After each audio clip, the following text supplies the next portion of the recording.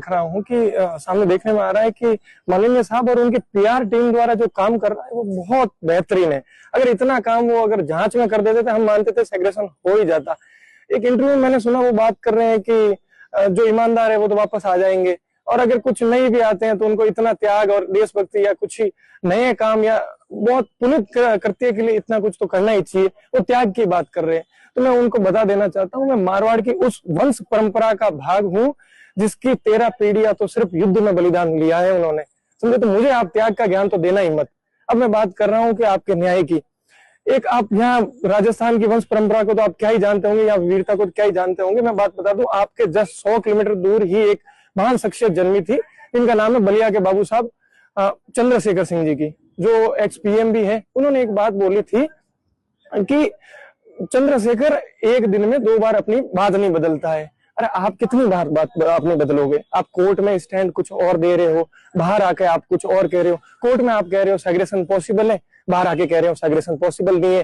Court में आपने बोला कि हम जो सरप्राइज टेस्ट लिया था उसके आधार पे हमने कोई गिरफ्तारी हम कर नहीं सकते, वो कोई इन्वेस्टिगेशन का पार्ट नहीं था। पर अभी थोड़े दिन पहले एक कोर्ट की हियरिंग से पहले आपने सत्येंद्र यादव को सिर्फ इसलिए उठाया, सिर्फ क्या जो गलत था उसको इस मामले में ही उठा दिया कि उसके टेस्ट में अच्छे नंबर नहीं थे। चलो मैंने माना आप त्याग की बात करते हो कि आप हरिओम पाटीदार को तो आप जानते ही होंगे, उसके साथ आपने क्या क्या किया? ये अगर उसके साथ में उसने तो त्याग ही किया था, आपने उसकी आनन फानन में झूठी गिरफ्तारी की। आपको दूसरे दिन ही पता चल गया था कि वो लड़का निर्दोष है, वो डमी नहीं है, पर आपने क्या किया? उसको प्रताड़ित किया। 45 दिन बाद में एसओजी ने अपने इतिहास में पहली बार 169 का कोर्ट में यूज करके उस बच्चे को बाहर निकाला। निकाल के क्या किया? उसको बोला तू मीडिया में मत आना, तू मानवाधिकार के पास में मत जाना, जो हम कर रहे हैं ये पुनीत कृत्य है, ये इतना सिस्टम गंदा कर रहे हैं, कुछ गलती हमसे भी हो जाती है। उस लड़के ने माना, वो कभी मीडिया के सामने आया ही नहीं। आज आपने क्या कर दिया उसके साथ में? आपने उसमें एक तो उसको वापस बेरोजगार कर दिया और फिर उस पर फर्जी का तब्बा और लगा दिया। मैं बात करता हूँ, एक बात चलती है संयोग और प्रयोग की। आप ये क्या संयोग है कि आप जब मीडिया कोर्ट की हियरिंग होती है उससे एक दिन पहले ही लोग आप उठा लेते हो? क्या आपको पता नहीं है कि परवीन खराड़ी ने 15 दिन पहले परवीन खराड़ी को उठा लिया गया था? अभी परवीन खराड़ी कहाँ है? कब आएगा? 7 तारीख को बाहर आएगा।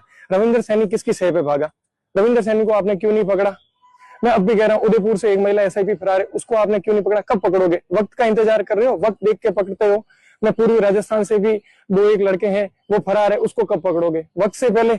आप पकड़ नहीं रहे हो, आप सिर्फ मीडिया ट्रायल कर रहे हो। अभी मैंने आपका देखा था कि आपने कहा था कि यूनिक बाम्बू, जगदीश बिश्नोई, पौरव कालेर वगैरह